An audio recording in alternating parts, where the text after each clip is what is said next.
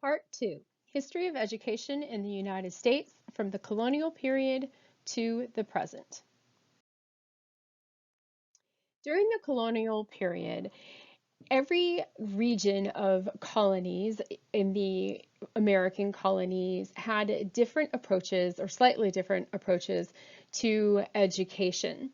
As you might recall from your history classes, we typically divide the early American colonies into 3 geographical regions: the New England colonies, the Middle colonies, and the Southern colonies.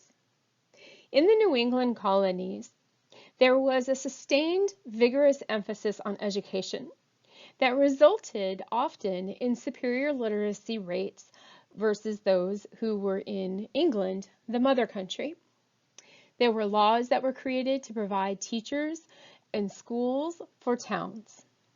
Elementary schools, or primary schools, were designed for children to learn basic lessons and for slightly older students to continue their education as was appropriate. Secondary grammar schools primarily served wealthy children, males, and were designed to prepare them for university. In the middle colonies, parochial schools dominated, and they received no government support, unlike the New England colonies. There were limited elementary options that were mainly operated by churches, and there were limited secondary schools. In fact, wealthy elite would often send their sons to the secondary grammar schools in the New England colonies. In the southern colonies, education was primarily determined by social class. There were many school types, but it was pretty much the upper classes that had access to private schools and tutors. And again, secondary education was available primarily to children of wealthy or upper class families. Benjamin Franklin, who is a well-known and important figure in American history, proposed that English be the language of the educated person. He believed that students should be taught how to write, draw, do math, study science, rhetoric, study geography, learn ethics, history, gardening, commerce, mechanics, and so on. Benjamin Franklin's ideas about education and the breadth of subjects that ought to be covered in one's educational experience helped influence curriculum later. Thomas Jefferson, who was one of our founding fathers and the 3rd president of the United States, also founded the University of Virginia. Prior to becoming president, he proposed a bill to the General Virginia State Legislature called the Bill for the More General Diffusion of Knowledge. Now, while this legislation was never passed, it was an important piece of legislation because it was one of the first pieces of legislation proposed to any state legislature in the newly formed American government that proposed to establish a system of public schools that would provide the masses with basic education that he believed was necessary to ensure good government, public safety, and the pursuit of happiness. Some details of Jefferson's proposal were that elementary schools would be supported by taxes and free to all white children, male and female, for 3 years. Jefferson also proposed that grammar school, which is again the equivalent of secondary schools today, would teach Latin, Greek, geography, English, grammar, and higher math. These were all content areas that were needed for admission to university. He also proposed that the state pay tuition for the brightest of the poorer students who would not otherwise be able to afford the tuition to grammar school. And then he further proposed that the state pay tuition to the College of William and Mary, which is one of the flagship universities in the state of Virginia, to the 10 brightest scholarship students from grammar school. At this time, his proposals were innovative, and we are still debating some of these issues to this day. Again, it was defeated, but it is important to know about because it was one of the first pieces of legislation to propose a universal system of free public education.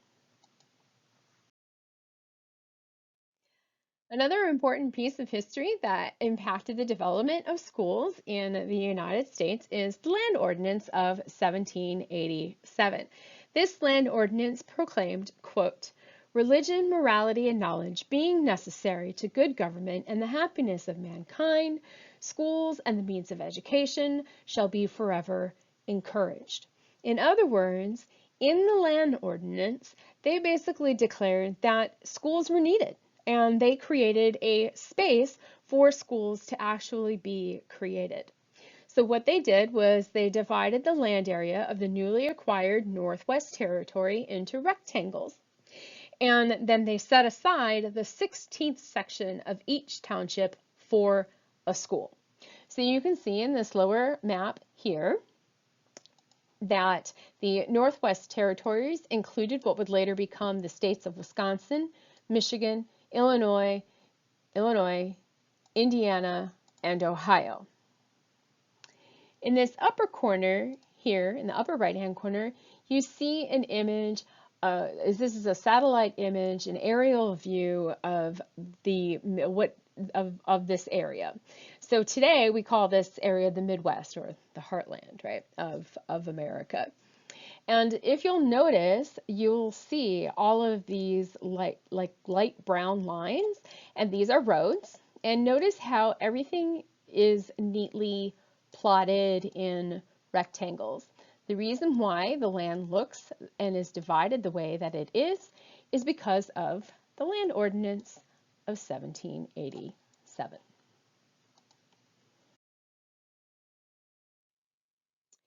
Secondary education during this time period, as we have just demonstrated, primarily existed to further upper class male children. It was not readily available to the masses. Any focus on mass education or public education really was reserved for those elementary or primer schools. The focus of these grammar schools was to prepare young men for university. And so it was studying Greek and Latin was very important was a very important part of grammar school education. As we had just explained, so Thomas Jefferson was a key player in this, and he advocated that the best boy of genius in the school and of those whose parents are too poor to give them further education and send him forward to one of the grammar schools, meaning Jefferson favored meritocratic access to higher education. Well, that idea of meritocracy becomes very important later. Jefferson believed that the people are the government's only safe repositories against corruption. And because he believed that public education would help preserve the democratic practices of good government. So for Jefferson, education was key to developing democratic citizenship and preserving democracy and democratic practices in government. Increasingly, however, throughout the 19th century, education was designed to meet the needs of society, primarily in terms of the rapidly changing economy in the 19th century and the rapidly changing social order in the 19th century, where there was an increasing focus on educating all students on the basic skills of reading, writing, and arithmetic, commonly referred to as the 3 R's. Horace Mann was one of the most seminal figures in the development of the American education system that we still experience today. This is why he is often referred to as the father of American education. Horace Mann was the leader and spokesperson for the Common School movement in his home state of Massachusetts, and this Common School movement later expanded beyond his home state and moved into a much more national arena. The Common School movement sought to establish public schools that were paid for and controlled by local government. They sought to establish common schools that were non-sectarian, in other words, not religious. This is a departure from the traditions of the colonies, right? Like particularly the middle colonies. He explicitly laid out one of the purposes for common schools to be to teach democratic principles. He also proposed normal schools for teacher training, which if you don't know, UNCP was actually originally established as an Indian normal school. And finally, as part of the Common School movement, he proposed a common learning experience for all children, regardless of their social or economic class. Horace Mann fought to increase public support for universal public education and to raise awareness of certain, or what he saw as being certain educational problems. For example, he felt that education was an avenue to help discipline and socialize unruly children. He also saw that education could be an opportunity to establish an equality for all, grounded in meritocracy. Meritocracy effectively is this idea that one gets ahead based on one's own merit. You work hard, you get ahead. You don't work hard, you don't get ahead. He also really felt that an important component of schooling was to build character and instill certain values. And the three values that he felt were of greatest importance were obedience to authority, punctuality, showing up on time, and establishing and respecting timed routines. In other words, moving from place to place, bell to bell. Now, I know a lot of schools have moved away from bells, but that's only really been like within the last maybe like 10 years or so that they have kind of moved away from bells. But this idea of like you do something for a certain amount of time and then you move on to the next thing, that was an outgrowth of Horace Mann. But all of this begs the question, why were all of these changes needed? Well, in the 19th century, industrialization became the dominant economic and social, the dominant force of economic and social change. Because of industrialization, there was a demand for a new kind of workforce. Prior to industrialization, many communities in the United States were primarily agrarian, or people were craftsmen or tradesmen, and they were very connected to their work-home space. With industrialization, people began to leave home and leave their local communities to go to factories to work, which meant that they had to arrive at a certain time, which meant that their labor was somewhere else, and then they would go to that place, and then they would work, they would get paid wages for their labor, and they would come home. While we recognize this as being terribly common in our current society and has really been the dominant way in which people work for the last 150 years, in the early 19th century, this was very new and really created a fundamental change in society. It fundamentally changed the way people understood time. It fundamentally changed the way people understood labor. And it really fundamentally changed the way people understood freedom. And it changed people's relationship to work in some really critically important ways. So now ideas of like skilled labor, being a craftsman, being paid for your artistry and your work, suddenly took on a completely different meaning or was lost because now they had machines that could do the same kind of work that was once done by hand.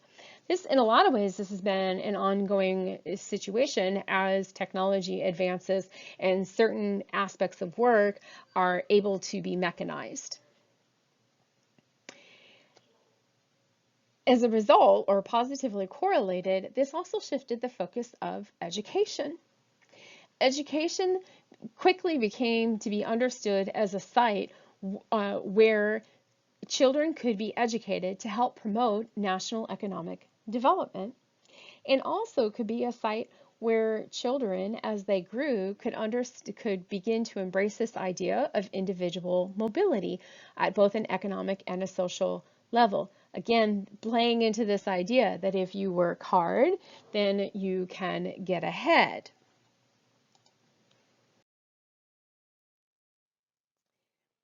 So while industrialization was occurring in predominantly urban spaces, there were still agrarian influences on education at this time. We still had lots and plenty of farmers and plenty of rural communities. And the realities of these communities was that they didn't really ever quite lose hold of their underlying sectarian purpose of teaching students how to read and write so they can read and study the Bible. The school year, the school calendar was often organized around the farming season, which explains why we have summers off the way that we do, because the children were needed to at the farm to work. Also, teachers had to get paid for their work. So sometimes the number of school days would really depended on what the community could afford to pay the teacher. So if they could only afford to pay the teacher for 150 days, then the school year would only be 150 days because they couldn't pay the teacher to work beyond that. And even the number of school days was also affected by, farming seasons and things like that. In certain communities, as recently as, I don't know, maybe even today, but definitely like as recently as 20 years ago, there are certain communities that will specifically have school days off to align with the opening of hunting season because hunting is so important. Or they'll implement certain holidays because they have a particular population that has a significant number of students. A lot of that sort of like local control over the calendar has been eliminated through state and national legislation, as at the state level, they have passed laws that control the number of school days and the school calendars. So if you're wondering why things have changed, well, that's why. It's nationalization. In a lot of these rural communities, they have what we often refer to as one-room schoolhouses. Now, you might have heard this, like the little red schoolhouse kind of thing. These one-room schoolhouses existed mostly in rural communities where children of all ages and grade levels assembled into one class. And this is where they followed the monitorial system where the older students would teach the younger students. And in a lot of ways, this is born out of economic necessity. These communities were too small to afford to have more than one school, right? Like you couldn't have a grammar school and a primary school, so the kids needed to go in one. Most of these schools actually did not take students past an 8th grade education.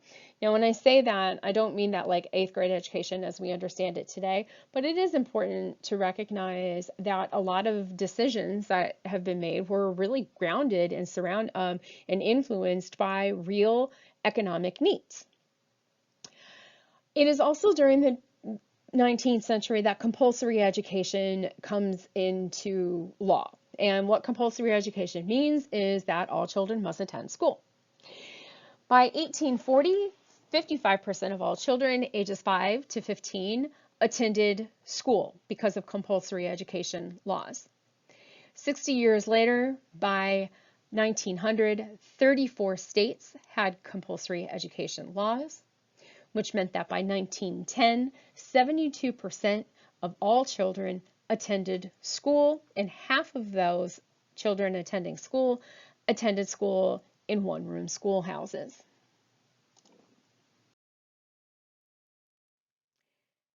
But what about children of color? Well, after slavery was abolished in 1865, the Freedmen's Bureau was established, and one of the tasks that the Freedmen's Bureau accomplished was that thousands of schools were created, and across these many schools that the Freedmen's Bureau created, over 90,000 students who had previously been slaves went and attended these schools in order to receive an education. In 1867, a mere 2 years after the Civil War ended, the first system of taxpayer-funded schools was established in the South. This allowed funding to create these separate public schools for Black children. It's important to note that education was important, and they were much more interested in having schools than they were in integration. However, by 1896, a Supreme Court case, Plessy v. Ferguson, was about this idea of separate schooling for Black children versus white children. And the reason why the Supreme Court case was brought before why this case was brought before the Supreme Court was because the schools for white children were inherently better than the schools for Black children. And what Plessy v. Ferguson established was that separate but equal was okay. So what this Supreme Court case really did was they established a law that allowed for segregation, and what we call de jure segregation, in other words, segregation by law. Plessy v. Ferguson would stand, and it would effectively be the law of the land until it was struck down in 1954 in the Supreme Court case Brown v. Board of Education. In this landmark Supreme Court case, over a half a century later, schools were then ordered to integrate. It's interesting and worth noting, however, that white children did not integrate into formerly all Black schools. It actually pretty much happened the other way around, where Black children, African American children, were integrated into all white schools, and that was not an accident that happened, because part of the reason why these cases, why Brown v. Board struck down the separate but equal doctrine, was because the schools were not equal in any way.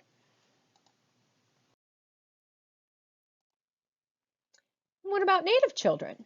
Right? So we live in a community, and we attend a university that was founded as an Indian normal school. So I think it's worth thinking about how indigenous American Indian children were educated. Well, in 1817, missionary schools were established with the specific purpose to convert Native people to Christianity. They sought to teach reading and writing, so children could learn to read and understand the Bible. But they also had what they called a civilizing mission. And part of the education that young American Indian children received in these missionary schools was to learn how to live and act like Anglo-Americans. In other words, to learn how to be white and how to adapt the customs of and participate in white society. Boys learned farming and mechanics, and girls learned domestic labor. Now, one of the unfortunate effects of this was that the traditions and culture and values of the various American Indians tribes that had their children sent to these missionary schools, that these children were not learning the values, their own people's values. They were learning very white European, Anglo-American values. The Bureau of Indian Affairs sanctioned these missionary schools. It was established in 1824. The Bureau of Indian Affairs is a federal agency, so this comes from federal government, not state governments. And later, as missionary schools went away, boarding schools would then be implemented. And the story around boarding schools is a very tragic story, particularly because these boarding schools made an even more concentrated effort to really just eradicate the culture, and really erase the ideas, values, and cultural practices of of Native peoples in these children. It was a tremendous, tremendous loss for Native communities. Then in the 20th century, there were a significant number of changes to education. What education looked like in 1900 underwent some significant changes over the next century, but many things also remain the same. So one of the things that prompted significant changes and a massive expansion of public education was the mass immigration that was happening in the early 1900s. You had immigrants coming from all over the world, Eastern European countries, Western European countries that had traditionally not immigrated to the United States prior, and then throughout the 20th century, you would have mass waves of immigrants from various parts of the world. So when you have all of these different people from all of these different cultures coming in, there's this sense of like, well, what are we going to do? Right? And, people are speaking different languages, they have different cultural values, they have different cultural practices. And so one way that can create a more common experience or teach students, young children, the culture and the values, the dominant of mainstream, so-called mainstream society, is through school, right? They had found that this had, been to some degree a success with the missionary schools and the boarding schools with American Indian peoples.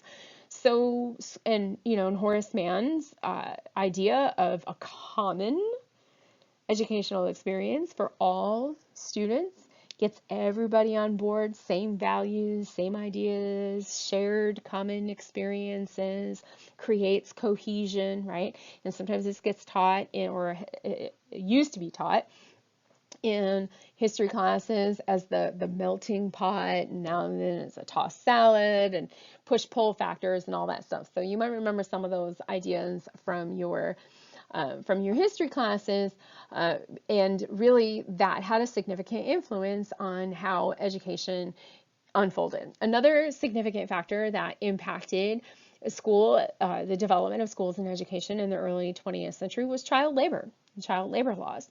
So you have increasing unionization, as factory work is the dominant mode of work for most common people, and children were often sent to work at factories. Children have little hands, and children have little fingers, and children can crawl into spaces that grown adults cannot. And so children were working in these factories, and there were no laws regulating, what children could or couldn't do, the number of days, the number of hours they could work, etc. And a lot of times that even though there were compulsory education laws on the books, that didn't necessarily stop factories from hiring children and children going to work, because when families have to make decisions between, eating or sending the kid to school, they're going to send the child to the factory so the child can work. So there was a group of political movement, the progressive movement, and one of the primary aims of this of the progressives was to enact child labor laws. This is why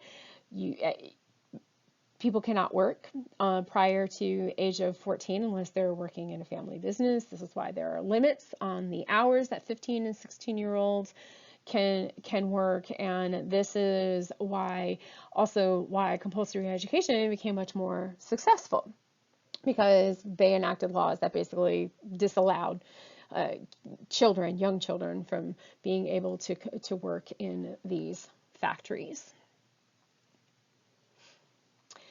It is also in the early 20th century that secondary schools, as we know and understand them today, were established. Now, the article that you're going to read provides you with a little bit more detail and information about that.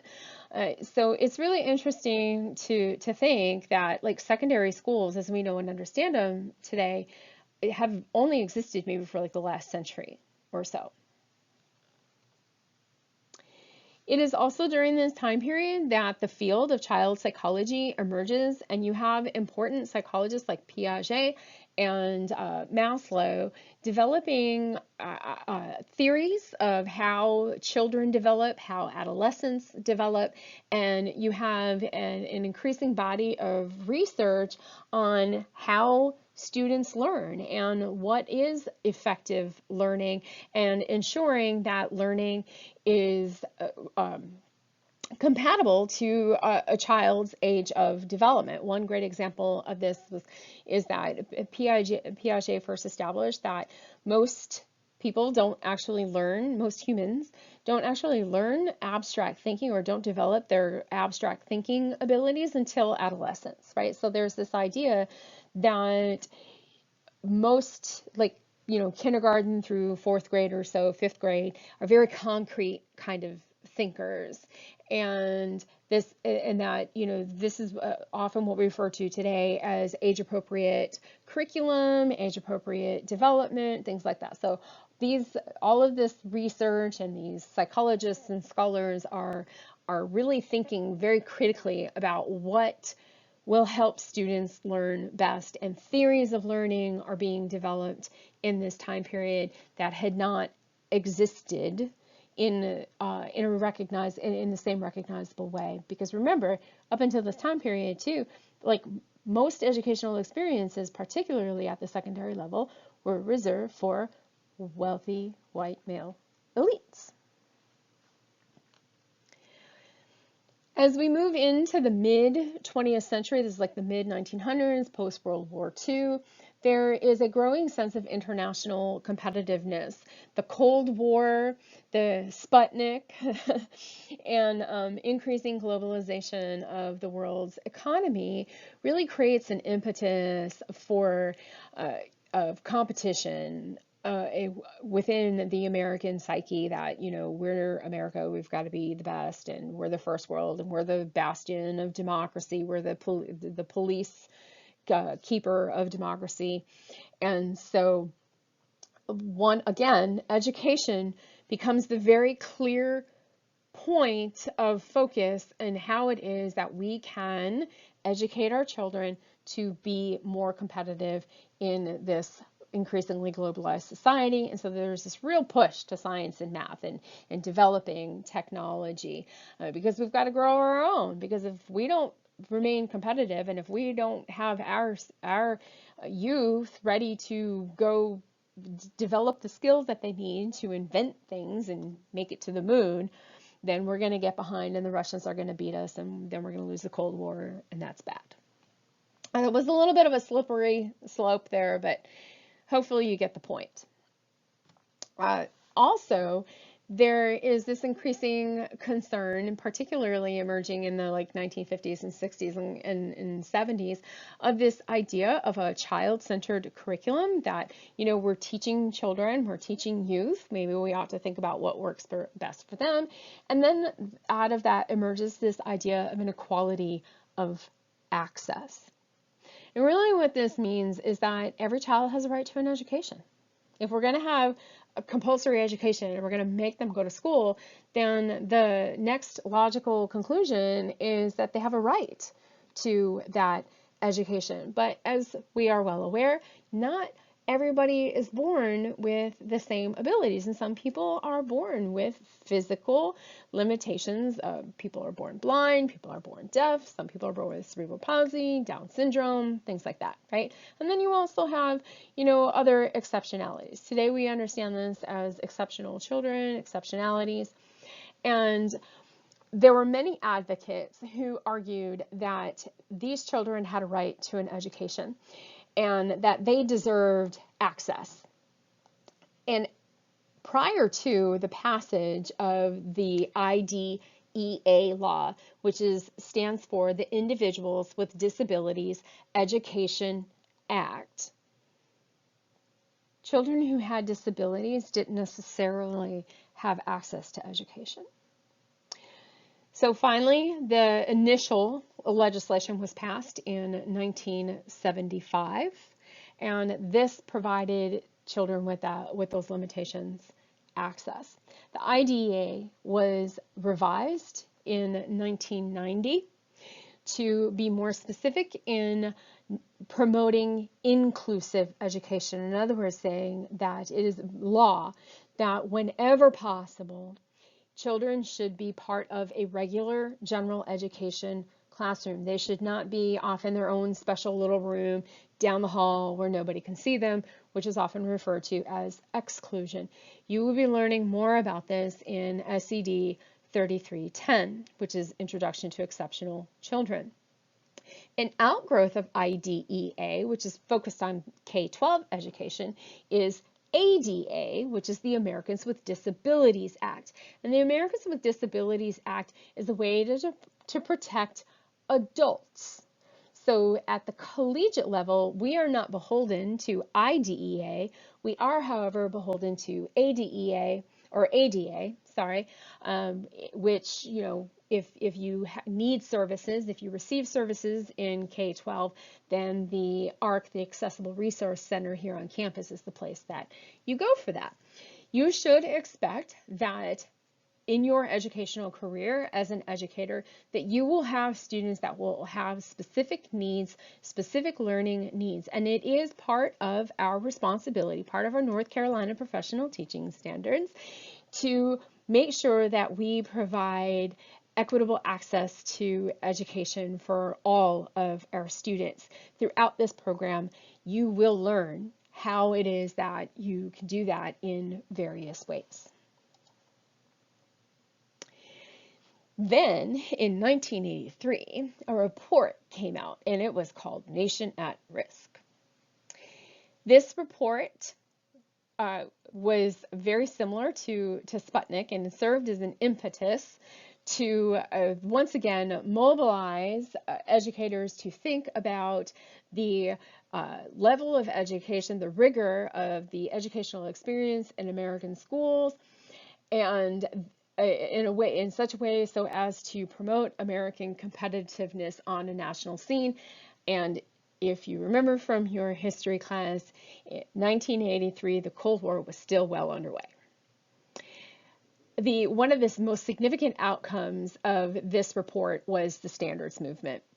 So the standards are this idea that, like, we have a certain standard that every child is supposed to meet, and standards got developed at the state level. We do not have national standards. In other words, we do not have standards that apply to Mississippi, California, New York, Massachusetts, across the board. And the closest we have to that is Common Core literacy standards, which were implemented in 2010. And many states, including the state of North Carolina, took those Common Core literacy standards and adapted them and basically made some tweaks and changes to implement them at the state level. So in the United States, education is very much like a state and local control. The Department of Education was established, at the federal level. Let me back up. At the federal, the U.S. Department of Education has long served as a support for broader national interests, but there's a lot of things that remained under the purview of the states. So while the original Department of Education was established all the way back in 1867, it has undergone many iterations and phases of responsibility. Increasingly over the last, say 30 or 40 years, like pretty much since the Nation at Risk came out, there's been an increasing level of influence of the U.S. Department of Education, mostly in terms of dollars, right?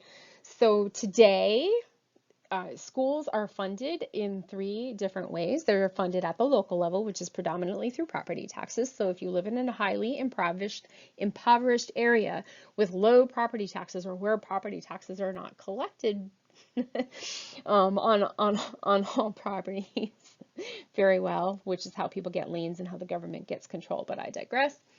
then you're not going to have as much money for schools. And then there are state funds. And so, the taxes that we pay to the state in various forms, there's allocations in the budget for education. And then there are federal funds that are allocated to various states and local areas. And the U.S. Department of Education also has numerous grants that different school districts can apply for. So that is currently how that looks. But the primary source of income for schools has largely been through local taxes.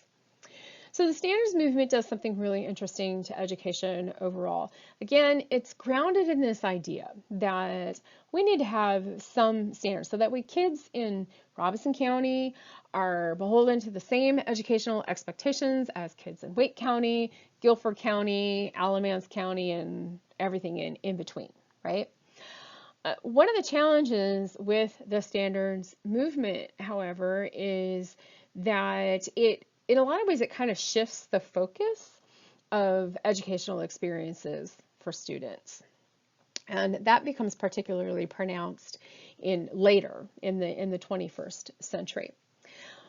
By 1994, there is a real sense that schools are still not doing what they need to do. So here this is 10 years after Nation at Risk, and one of the really big conversation was about achievement gaps. Like, why are students academic achievement, why are there trends along ethnic, racial, and socioeconomic lines?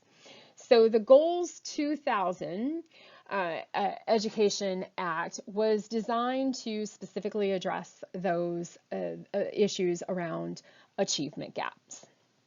And some of these issues really were about equity in schools, right? Again, I just talked about the economic structure of how schools are funded. So if you have one school that doesn't have as much money and lacks resources compared to another school that has more money and has resources, how do we continue to have a school system and an educational system in this country that is based on meritocracy, right? That if you work hard, you can get ahead, that everybody has a right to education and everyone has a right to be successful, and education is the avenue towards that success. Another thing that that got on people's radar was really thinking about, we live in a country that is deeply pluralistic. We have waves and waves of immigration, so we have different cultures, we have different people, we have different identities, different ethnicities, and how are we attending to these different cultures in educational spaces, right? So one of the outgrowths of that concern is what we refer to as multicultural education. And some of you might be familiar with that term. It has since been replaced by a new term in the 21st century. The 21st century has been, in our lived experience, it's been quite a century so far, these last 2 decades. There have been lots of converging conversations about the multiple roles of education in society. Who has access to education? Who gets privilege? Who doesn't have privileges? Policing in education, right? Like, increasingly in the 21st century, you see police officers, school resource officers present in schools. And then you have these growing economic gaps on a larger social scale occurring in the 21st century. There's also some really significant changes that are happening on a much broader level. Basically the internet, right? We're on the cusp. We are on the cusp of the information age at the turn of the millennia. So when George W. Bush takes office, he gets legislation passed called No Child Left Behind. And this is often referred to as NCLB for short. And we usually just associate it with 2000. There were a lot of great scholars that were working on this. And really what this did was this introduced standardized testing into education.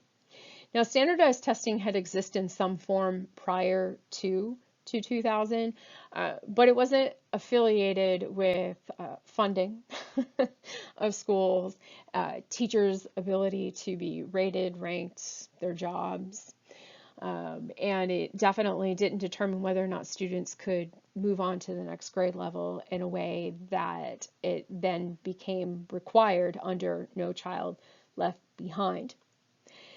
So the standardized testing movement really engendered a rise in privileging English, science, and math.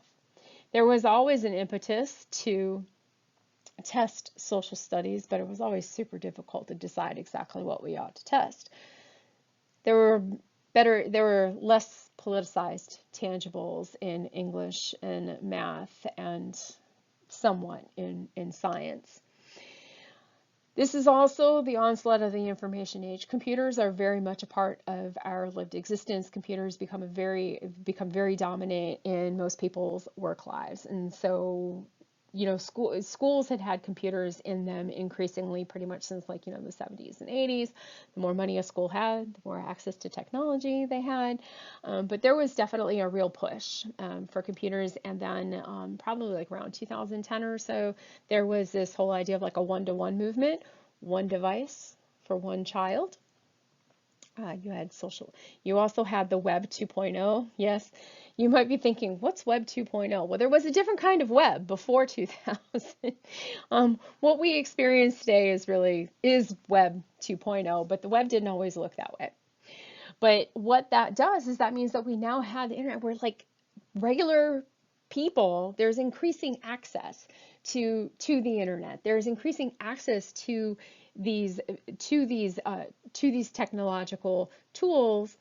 And then there's also this idea that we need students again, globalization, stay competitive, that getting just a high school education in 2001 is just not enough. You've got to go to college. And now this push for college really began much sooner than 2001, but it is very well entrenched at the turn of the millennium, which means that you have an increasing number of students going to university, which means that the high schools are under pressure to prepare students for the rigors of university. And interestingly enough, the cost of a university education is going up, up, up, up, up. And remember, compulsory education, public education, K through 12, it's free. Everybody can go for free. You want to go to college, you got to pay for it. How you pay for it? You pay for it with student loans. So more students going to school, students are paying for college with student loans, and the cost of college is just increasing. Tuition, fees, you guys know. These significant advances in technology really have fundamentally changed our society, much in the way that industrialization fundamentally changed society in the throughout the 19th century. Cell phones is a great example. Cell phones didn't even exist when I was a kid, right? I got my first cell phone when I was a senior in college in the 90s.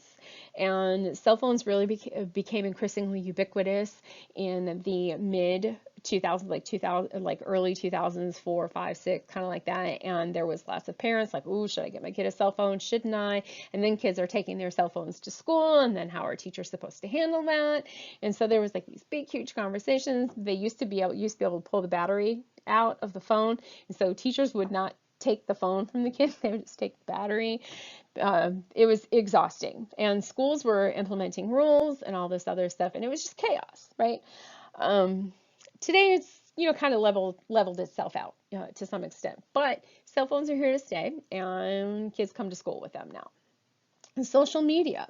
So as social media expanded and grew, and you have issues around bullying and kids being on social media, posting things on social media, and where does the school authority begin and end, right? If I'm sitting at home on my computer and I'm saying something nasty about someone at school, and then what gets said on social media at home plays itself out in the schools, then now the schools are involved, and so there becomes this real blurring of lines of like, where does the school's responsibility begin? Where does it end, right?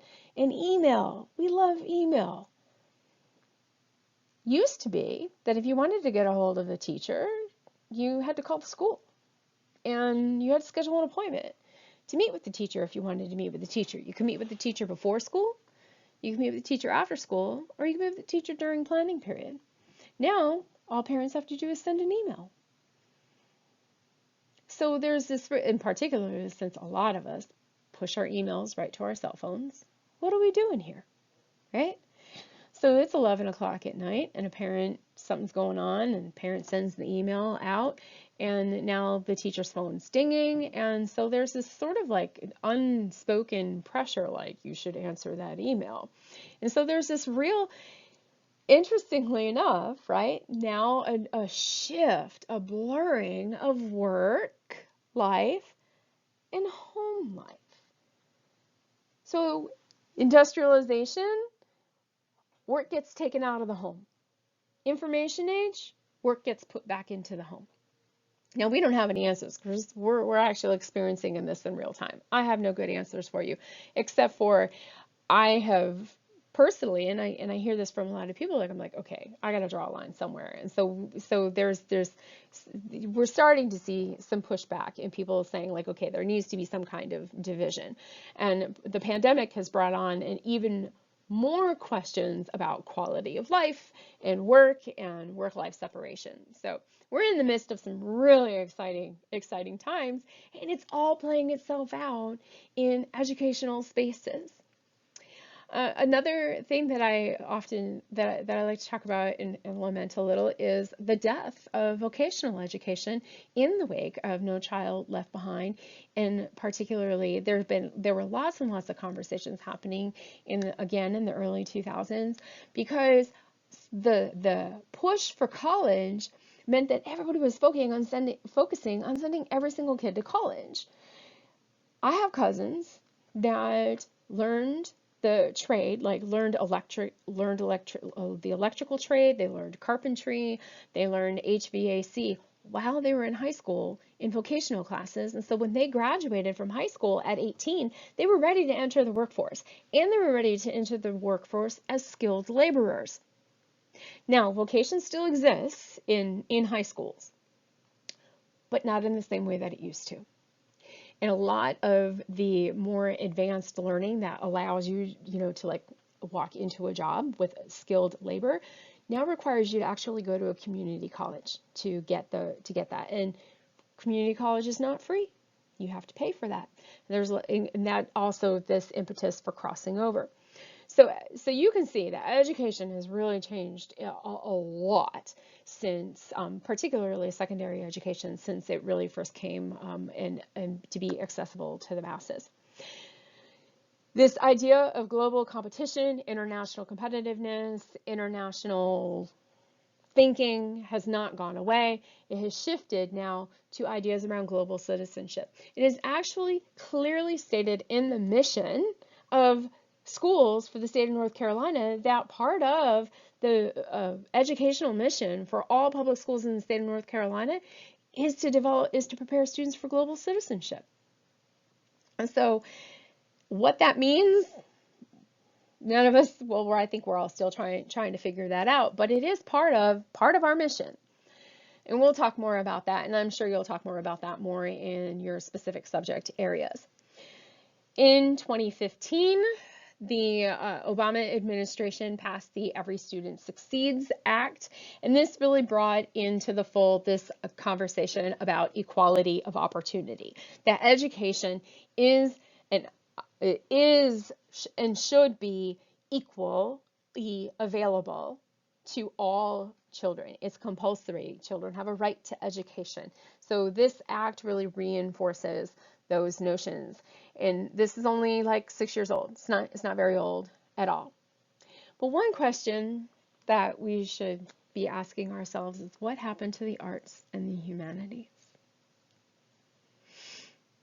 with the increasing pressures of standardized testing as an outgrowth of the No Child Left Behind Act. As I stated earlier, social studies is one glaring example.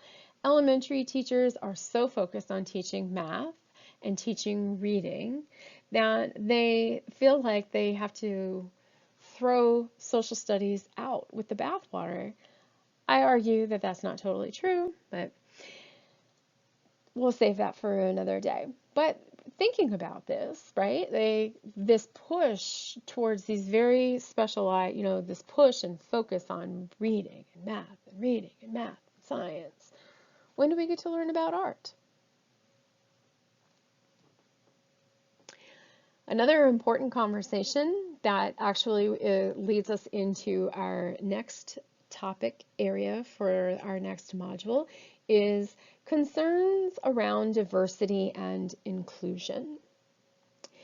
Now, these are broad concepts in education. They do have like nice technical definitions, but those technical definitions don't even begin to tell the story. This is like scratching the surface. So if you go look up in a dictionary, what do we mean by diversity? You're getting baseline, right? Like you're getting a very narrow technical definition. Same thing with inclusion.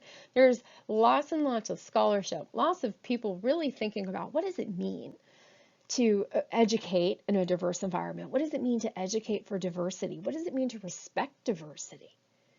What does it mean to be inclusive? Now remember, IDEA was designed to include handicapped children in the in educational spaces. But is that the limits of inclusion? And finally, this idea of equality has shifted into questions around equity. Equality and equity are not the same thing. They are two different things. We will learn more about that in our next module. What used to be called multicultural education, you might still hear that term, but that idea of multicultural education has really shifted into this idea of culturally responsive teaching. And these are going to be the central topics that we are going to cover and the issues around them that we're going to address in the next module. So now that you have the benefit of this video lecture, your next task, if you haven't already, is to read the article that has been posted. And your mission after you have read that article and watched this video lecture is to select an application of your choosing that has been listed in Canvas for you and complete a second timeline following the directions that are in Canvas.